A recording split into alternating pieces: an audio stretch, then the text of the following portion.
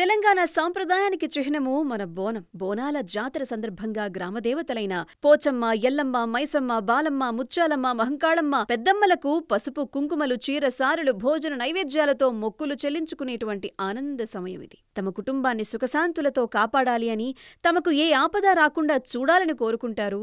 మరి ఈ బోనాలు తెలంగాణ రాష్ట్రంతో పాటు ఆంధ్రాలోని రాయలసీమ, కర్ణాటకలోని మరికొన్ని ప్రాంతాల్లో కూడా అంగరంగ వైభవంగా జరుపుతూ వస్తున్నారు. మన బోనాల పండుగకు 1000 సంవత్సరాల చరిత్ర ఉంది. కాకతీయ రాజులలో ఒకరైనటువంటి ప్రతాపరుద్రుడు గోల్కొండలోని శ్రీ జగదాంబిక ఆలయంలో బోనాల సమయంలో ప్రత్యేక పూజలు చేసినట్లు పెద్దలు చెబుతారు.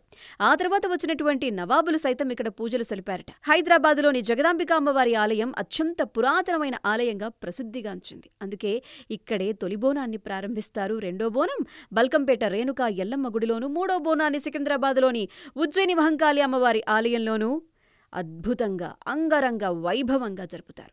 బోనం అంటే భోజనం అని అర్థం. అమ్మవారికి సమర్పించేటువంటి నైవేద్యాన్ని బోనం అంటాం.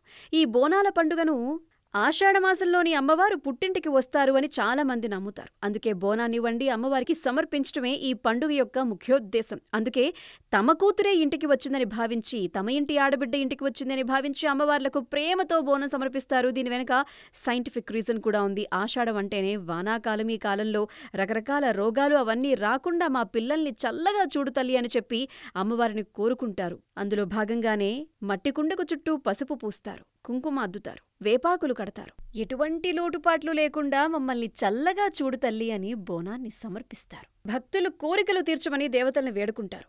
కానీ ఉజ్జయిని ఆలయం గురించి స్థానికులు చెప్పేటువంటి గాథల్లో అమ్మవారు తన కోరిక తీర్చమని భక్తుణ్ణి ఆదేశించిన గాథ ఒకటి ప్రచారంలో ఉంది. దుండిగల్కు సమీపంలో ఉన్నటువంటి జిన్నారం గ్రామంలో గాజుల వీరన్న నివసించేవారు. ఆయన వ్యవసాయం చేసుకుంటూనే గాజులమ్మేవాడు. ఒకరోజు పొలం దున్ని మిట్ట మధ్యాహ్నం చెట్టు కింద నిద్రపోతూ ఉండగా అమ్మవారు కలలోకొచ్చి తనకు విగ్రహం చేయించమని కోరుకున్నారట. పొట్టకు బట్టకే కష్టంగా ఉన్న వీరన్న అమ్మవారి కోరికను పట్టించుకోలేదు. పెద్దలకు చెబితే అంజనం వేసి చూస్తే అమ్మవారి కోరిక తీర్చమని చెప్పి సలహా ఇచ్చారట. అక్కడ అమ్మవారికి ఎడమవైపు మడుగులో కూర్చుని గాజులు అమ్ముకోమని పూజారి సూచించారట.